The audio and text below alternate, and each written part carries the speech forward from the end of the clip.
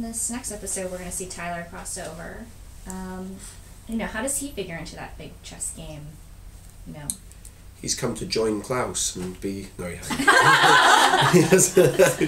He's come to tell everyone what a nice guy Klaus is and that they shouldn't be messing with him. I feel like if you just think about whoever wants Klaus out of the picture, he'll probably be coming to join up with them, to make friends with them. Yeah, it was great that having Trevino there.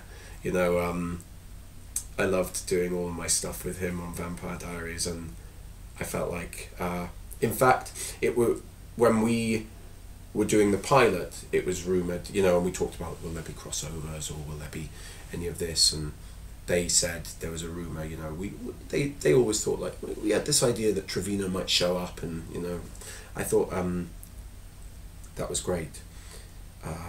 Yeah, he's a different, I feel like he's a little different, the character.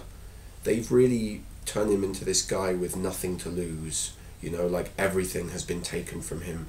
And the tone of our show anyway is slightly more adult, I think. Just in the subject matter, it's less about college and prom and tests and so on. And so he really comes into this like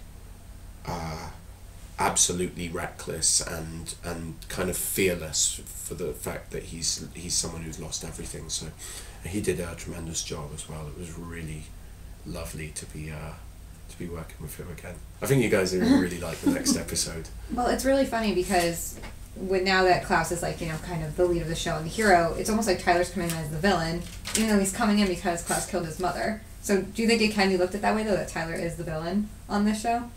I think it depends how you look at it. Like when Charles told me when he was interviewed, for the first few episodes before the season came out, and then for the even now I think he gets asked what's it like to be the villain of the show.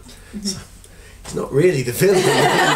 I've done some terrible things, and like you say, Klaus is the hero of the show, but I've talked about killing my unborn child for the first couple of episodes. I'm constantly doing these terrible things, but the writer's allowing me these little moments of vulnerability, the moments where I show that the character cares, have brought people on side. So I don't think Tyler's necessarily the villain, but he is as layered a character as as Klaus or as Marcel. They've given us reasons to root for him.